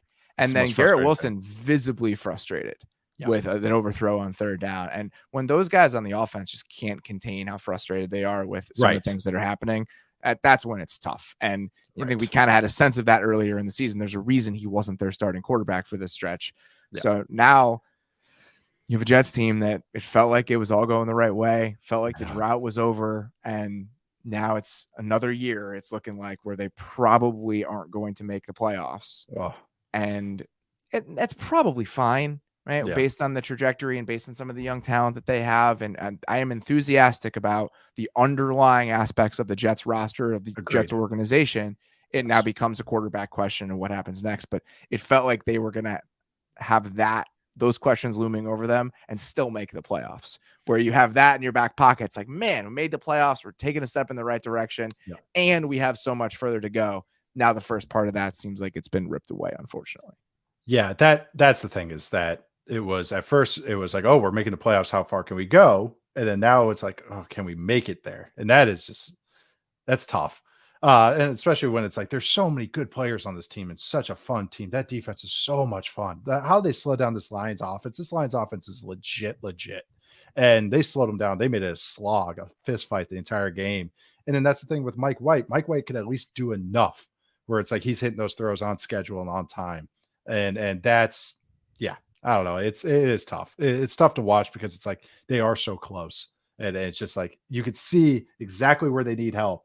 And it's like, but of course, that's the most important position in all sports. Yeah, just a small thing. Going to get a quarterback. Just a small thing. All right, we're going to take one more quick break, and then we're going to talk about yesterday's games because, I mean, we have to. Think about what happened yesterday. Talk to you guys in a second. Omaha Steaks brings the quality, convenience, and everything you need to deliver an unforgettable holiday experience. We recently had some Omaha Steaks shipped to our house. It's been fantastic. We've made some weeknight dinners with it. I've had the filet mignon wrapped in bacon we made for dinner the other night, which was unbelievable. The chicken breasts that they sent us, defrosted them overnight, marinated them in some Italian dressing, threw them on the grill, threw them in salads all week. They were so juicy. It's the best chicken I've eaten in a really long time. The steak experts at Omaha Steaks have put together an assortment of various packages to make shopping for the ones you love nice and easy. Go to omahasteaks.com and use code MAYS at checkout to get an additional $30 off your order. Send an assortment of mouth-watering favorites, guaranteed to impress, like the legendary Butcher's Cut Filet Mignon, air-chilled boneless chicken, ultra-juicy burgers, and even easy-to-prepare comfort meals that are ready in a flash. Omaha Steaks is ready to ship your order right away. Head to omahasteaks.com and use promo code MAYS at checkout. Omaha Steaks is a gift from the heart, a gift that will be remembered with every unforgettable bite. Order with complete confidence today, knowing you're ordering the very best. Visit omahasteaks.com and use promo code MAYS at checkout to get that extra $30 off your order. Minimum order may be required. The winter is one of my favorite times of the year because it's cozy season. Just good to kind of get on the couch and feel nice and comfy. And Tommy John has helped me do that in a big way. When you start the year in Tommy John, you'll be that much more comfortable, so you can do everything better. Tommy John underwear, loungewear, and pajamas have dozens of comfort innovations, like luxuriously soft tri-blend and micromodal fabrics with 4-way stretch. And there's no lint balls or fuzz. With over 18 million pairs sold and thousands of 5-star reviews, people love their Tommy Johns. That's why Tommy John doesn't have customers, they have fanatics. The Tommy John second skin pajamas that I got recently are my favorite thing to wear around the house right now, especially as it's gotten chilly outside. I seem to be wearing them every day and doing a ton of laundry as a result of it. Shop Tommy John's end of year sale right now for up to 70% off at TommyJohn.com/athletic. Save up to 70% for a limited time at TommyJohn.com/athletic. That's TommyJohn.com/athletic. See site for details. This holiday season, the best deal in wireless can only be found at Mint Mobile. Right now, when you switch to Mint Mobile and buy any 3-month plan, you'll get another 3 months for free. As the first company to sell premium wireless service online only, Mint Mobile lets you order and activate from home with eSIM, while saving tons on phone plans starting at just $15 a month. I've been using Mint Mobile for a while before this holiday deal, and I have to say it is the perfect time to switch. Mint Mobile's best offer of the year is here. For a limited time, buy any 3-month plan and get 3 more months free. By going online only with eSIM and eliminating the traditional cost of retail, Mint Mobile passes significant savings on to you. All plans come with unlimited talk and text and high-speed data delivered on the nation's largest 5G network. Use your own phone with any Mint Mobile plan and switch easily and effortlessly with eSIM. Or if you need a new device for a limited time, get 6 months of free service when you buy a select device and plan. Switch to Mint Mobile and get premium wireless service starting at just $15 a month. For a limited time, buy any 3-month Mint Mobile plan and get 3 more months free by going to mintmobile.com/maze. That's mintmobile.com/maze. Cut your wireless bill to $15 a month at mintmobile.com/maze.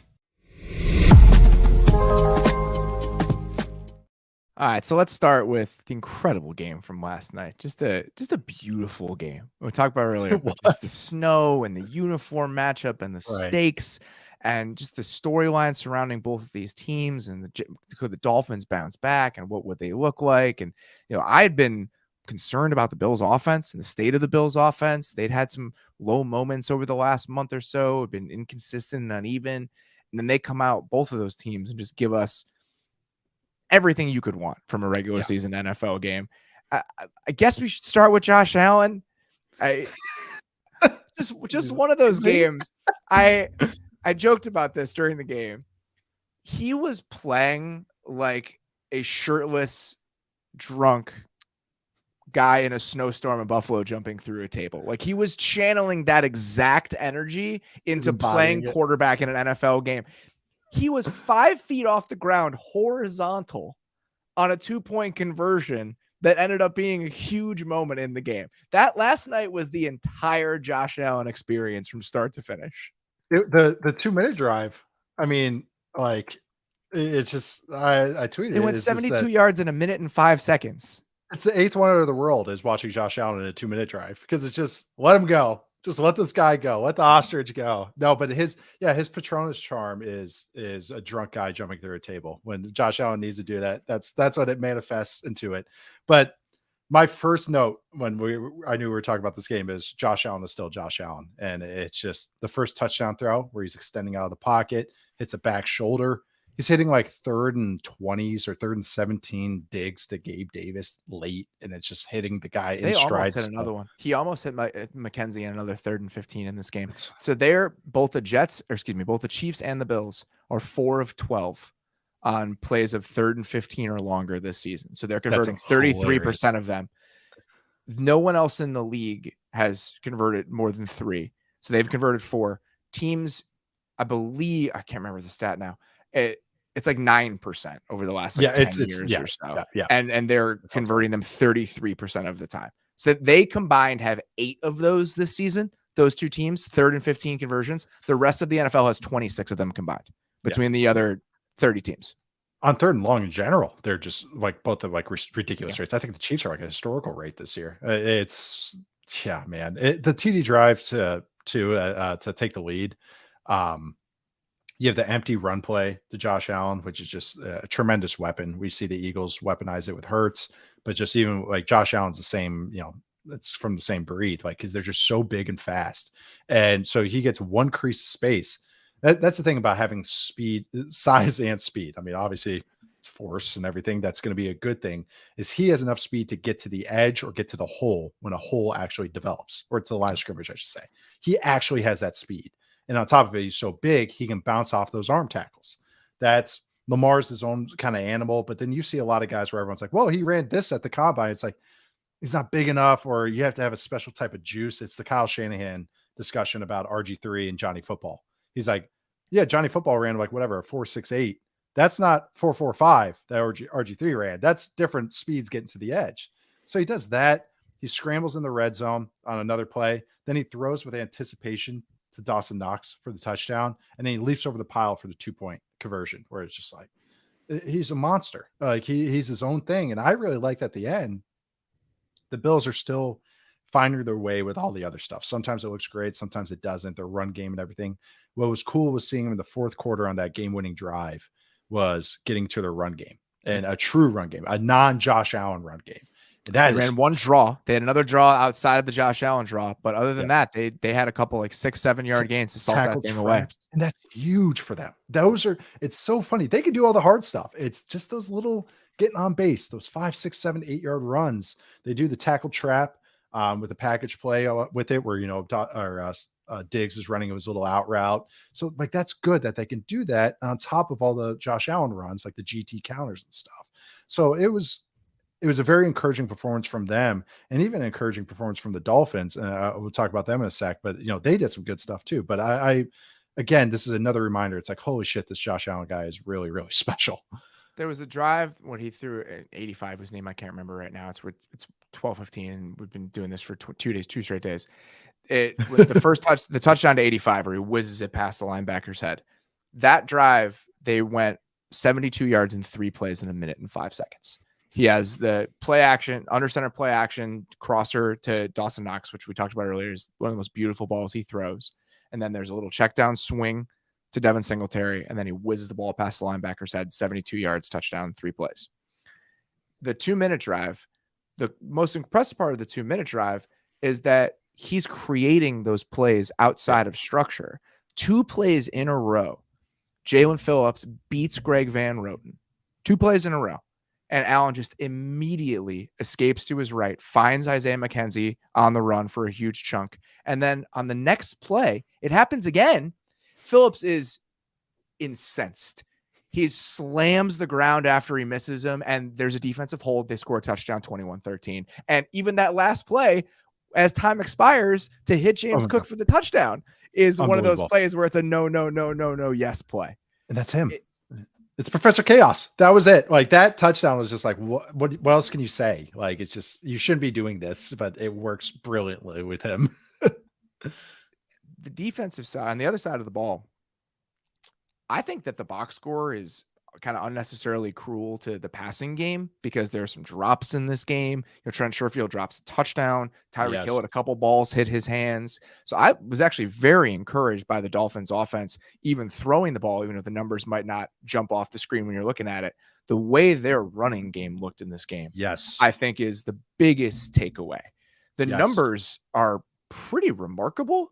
So they averaged 7.5 yards a carry. They had a 58% success rate, 0.42 EPA per rush. Patrick Mahomes is at like 0.3 for the season passing the ball. So that is an insanely effective, efficient, explosive running game. And they were doing it in all kinds of ways. It's great. Gap scheme runs, zone runs from all these different formations. I was extremely impressed with their ability to tap into that version of the offense. And then when they needed to take some shots, whether it was I think the 2 big ones, the one to Waddle outside the numbers on the right sideline was against cover 3. And the one on the touchdown, I think, was man. But it was 2 one-on-one spots where he's like, I'm just taking this down the sideline. I know this is a hard throw. I know you're wanting me to take this. I'm going to, because my guys are better than yours, even if Trey Wright's one of them. And the results were pretty damn good for the Dolphins. So I was pretty encouraged by the way that they played in this game. When I wrote up that Chargers-Dolphins game and last week, and I watched the second half, I came to the same conclusions. You asked me even on the Thursday show when we have some internet issues, I was kind of going, I was looking at it, I was like, I had people also ask me, it's like, would the Dolphins be able to adapt? And I'm like, they kind of were in the second half. Like, they stopped running RPOs. I mean, they still do, but they went, and this is the line I always say, they separate church and state. They just went, no, we're just going to run straight run plays. It's the same lesson that the Chiefs and the Bills have gone through when they're RPO heavy offenses. And the Dolphins did it on the fly against the Chargers in the second half. They called the same plays that they did, but they said, we're not tagging any pass routes. You guys are blocking. And that's what they went into this game and said, their first run I think it was just an I formation under center run, zone play. And it just boom out the gate. And you brought up the 58% success rate. They had 24 designed runs, and none of those are going to be Tua. They had 24 combined designed runs against the 49ers and the Chargers. So that's eating their vegetables and learning their lesson. They've already We're done gonna it. line up in 21 personnel, and we know they're going to match in nickel, and whether we have to run the ball. Yes. And I thought that they did such a great job of using motion in the run game. Tons of jet sweeps Consistently in this yep. game where you're getting the linebackers to bump over one gap, and they were getting guys to the second level because of it. They were just creating angles in the run game with motion and simple outside zone runs on some of these plays. But if you can get guys onto linebackers because you're bumping them over like that, they had a very good sense for how to pull the Bills defense on a string formationally and with motion to get angles in the run game. And they hit it consistently. Even the Mostert completion, check down swing, whatever you want to call it, on the first drive on that 1st and 15 is a huge chunk play. I mean, I think he was 32nd Tua was in the NFL in the percentage of his passes that were 5 yards or closer to the line of scrimmage. It was like 37% of his total throws, which is 32nd or 33rd in the NFL coming into this game. So finding little tweaks, finding little counter punches, it was an encouraging game from them overall. I wholeheartedly agree. Even though they came out with a loss, the Bills defense is really freaking good. I think we've kind of lost our way. I know they lost Von Miller, but it's like they still are really good. Von Miller was the cherry on top of the sundae. They still have the sundae. I am a little bit concerned about the long-term health of the pass rush. I am. Well, that's kind of their thing, though. They win with bodies, and they just kind of like they force pressure on you like over and over. But it's always run out of gas by the end, though. That's why you make the Von Miller trade, or that's why you sign him. That's why you do it, is to put yourself over the top. And we'll see what it looks like in the long run. Yeah, I'm a tiny bit concerned about that. It's still a good unit, though. That's the thing. It's not like they lose Von Miller, they become average or poor. Like it's not like losing Khalil Mack, if this Chargers team, if they lost him, like they actually have other guys that play well. But no, I just also want to talk about one little game design, or it was right at the red zone. It's the Tyreek Hill touchdown.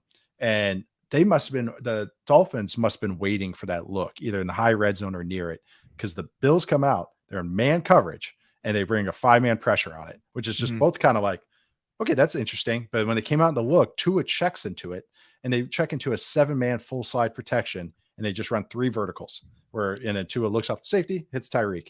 And I like that because that meant they were waiting for that time to take a shot. So they had that in their bag.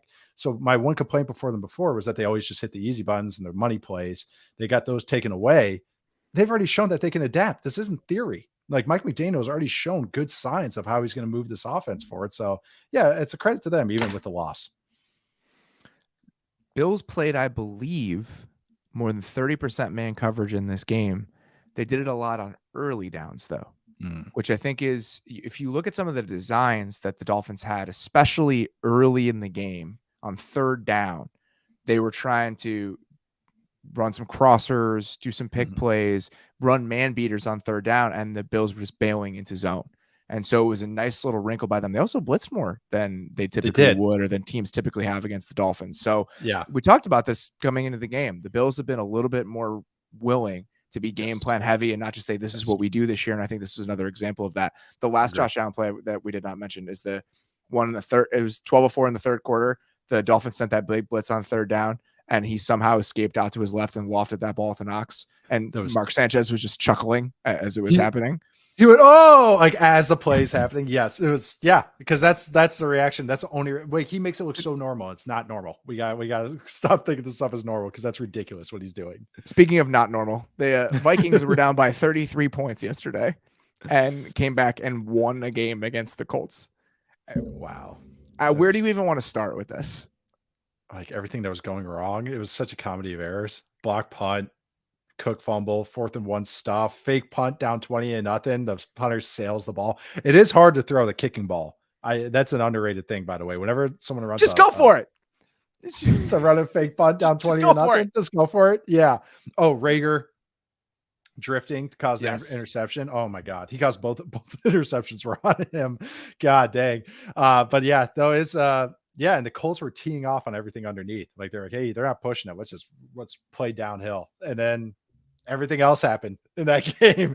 Everything else. It was insane. Every time I looked up, I was like, wait, this is happening. You can feel even the stadium getting more into it as the game went along, obviously, but it was crazy that it actually happened. I mean, just so much soft zone coverage. I mean, I don't. Oh my God. It's one of those games where I want to destroy the Colts for how they handled the second half, but I also understand how they were handling it. It's like, all right, we'll just let them complete some stuff underneath, and then it's literally never happened in NFL history for a team to come back from 30 points down, and somehow it happens. I just, and now the Vikings. The ghost of Frank Reich. That's just came back to get him. I know. I mean, it was a conversation yesterday on the internet about what this says about the Vikings and everything else. I don't know if it says much about the Vikings other than their offense can get rolling, and we know that. Like, they have a quarterback who can absolutely get hot. We've seen him get hot a million times. They have, for my money, the best receiver in the league. KJ Osborne had a massive day yesterday. I was so out on him going into last week, and then he shreds it. That's how it goes. I will say, this idea that I know that the 2 fumbles were called back, and obviously it's a couple bad breaks in that game. The Vikings this season have accepted, they have 41 first downs by penalty. No one else in the league has more than 32. They've accepted 27 more penalties than have been called on them. Only the Falcons have more. They've added 13.3 EPA per penalty this year on offense. Only the Broncos have more. So there is not some grand conspiracy from the referees that are holding back the Minnesota Vikings this season. Just want to be clear about that. It's just the refs in general. No, I was the offense. I just can't. We're probably gonna break them down again, and I'm gonna be like, I still don't know what they are, like as far as what they're good at, because it just depends. I will say that they do know how to adapt and get their guy going. Their guy being Justin Jefferson. Yeah. The Lions game last week was really cool to see. Was the Lions doubling them just like they did the first time they played, and then seeing the Vikings figure out ways to get Justin Jefferson open was one of the cool. Those are the little things that are cool in football, is watching the scheme and the counter adjustments to each other. So, but they do try, and the red zone designs are good, and it's just that the sustainability sometimes is just it's very inconsistent. That's how this team always feels. And we can keep talking about that. And I think it's a totally fair point. You know, if you look at any metric, like they are, and that was part of the conversation yesterday. It's like the joke about whether the Vikings are good. Asking whether the Vikings are good isn't a statement that the Vikings are bad. No, the Vikings are somewhere in the middle.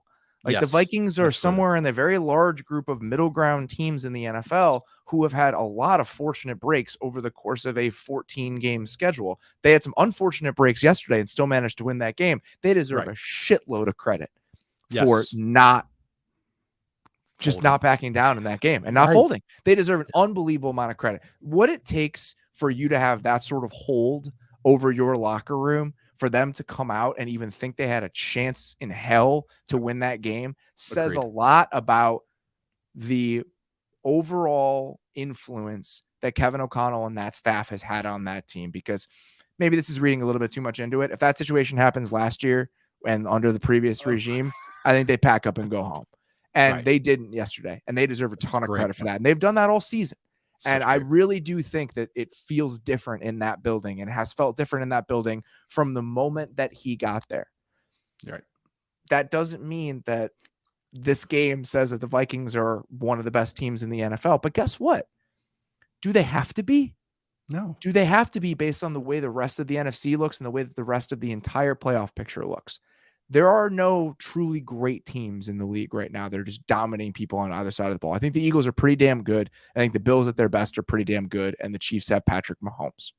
Right. We've seen the Cowboys have really uneven performances over the last few weeks. We know that the Niners, while the rest of that roster is fantastic, they have a rookie 7th round pick who is now their quarterback. And I think that the takeaway from Thursday, that it doesn't matter who plays quarterback for the Niners, is really interesting to me. They did not run away with that game. I still have my doubts about what the Niners offensive ceiling looks like when playoff time comes against really, really good teams, even if I do think Brock Purdy's done a very good job. But if you're the Vikings, you are going to make the playoffs. You are going to host a home playoff game. Yeah. It's only been like 10 months since a team that looked a lot like the Minnesota Vikings in every single advanced metric, in some of the luck stats that we talked about, in the inconsistencies of their offense, went to the Super Bowl and almost won it. So it can happen. And I'm not saying it can't happen. It's just hard to do it for 3-4 games in a row in the playoffs when you aren't that complete high level contender. But that doesn't mean it can't happen. It has not been that long since we just watched it. It's the NFL. It's any given Sunday. And when you have the best player on the field, pretty much every game you're going to play in, because of the way that number 18 is playing, you're going to have a shot. And that quarterback can get streaky as hell. And I think that if he gets hot in one of those games, like he did against the Lions last week, even though the defense let them down, that's what's concerning to me. It's not about the offense. I think the offense absolutely has a ceiling with how much they're pushing the ball down the field now since Hawkinson got there, and what they've looked like in the passing game since that trade happened and how the structure of it has changed. And the offensive line with Darisaw back, even though I'm still concerned about the interior, I still think their offensive ceiling can take them a lot of places. The defense is concerning. They played against a team this week that has been one of the worst offenses in football over the course of the season. And the defense is the thing that was bottoming out over the last few games. So that's where I would have the most concerns. But I think their offensive ceiling, they can get hot and they can give you problems. And they're going to be in the playoffs, and we'll see what ends up happening. Yeah, that a few weeks ago, that's what I said. They're fine. It's just that, we're just looking, like you said, you look at all the underlying metrics and you wait, we're analyzing this as well. We're just trying to go like, hey, this is what they have to improve on. This is what is not sustainable or what we don't think. But the thing is, they can, like you just said, they air that ball out. Explosive plays, can be kind of a coin flip stuff. We say 50-50 balls and everything. They do it in a different way than just go balls. But what if you hit all of them? What if you win 7 out of 8 coin flips in your game? Like that can happen in the NFL. There'll always, a lot of teams I've been around, they always say just the goal is to get to the dance, which is the playoffs. Yes. Anything can happen in the dance. Anyone can win. So, and the Vikings have enough guys and they're very like a professional team. That's like the best compliment. Absolutely, they are. That's what that's kind of how the Bengals felt last year. Yes, they're professional. They're not like a laughing stock where it's like, wow, this team's super low. It wasn't like remember the Cardinals got hot at the beginning of last year, and it was just like, I don't know though. Like I don't know how much how this can sustain.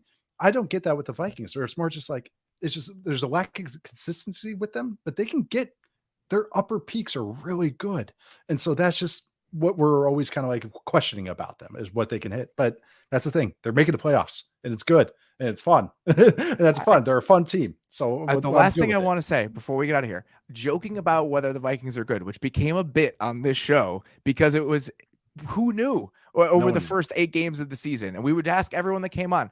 Asking and joking about whether the Vikings are good is not saying the Vikings are bad. There are many answers over that large spectrum of what an NFL team can be, and they have been hard to pin down.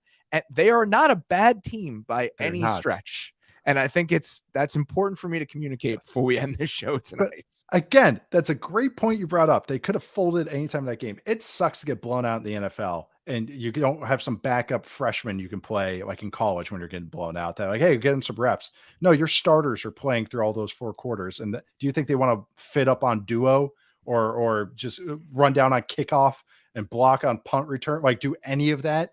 No, they don't want to do that in a blowout. So the fact that they just kept competing, it does speak to them. So I'm so glad you brought that point up because they keep competing. This Viking team always competes in every game. That speaks to what they're doing there. Yeah, it absolutely does. All right. That is all we got.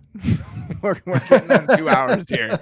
There was no other way to do this show. An absolutely insane 2 days of football. Sincerely appreciate you guys sticking around and running through all of it with us. I will be back tomorrow with Mike Sando. We're going to do something a little bit different with the Monday Hangover. We talked about all these games essentially today. So we're going to do something a little bit different, chat about just the football or quarterback landscape.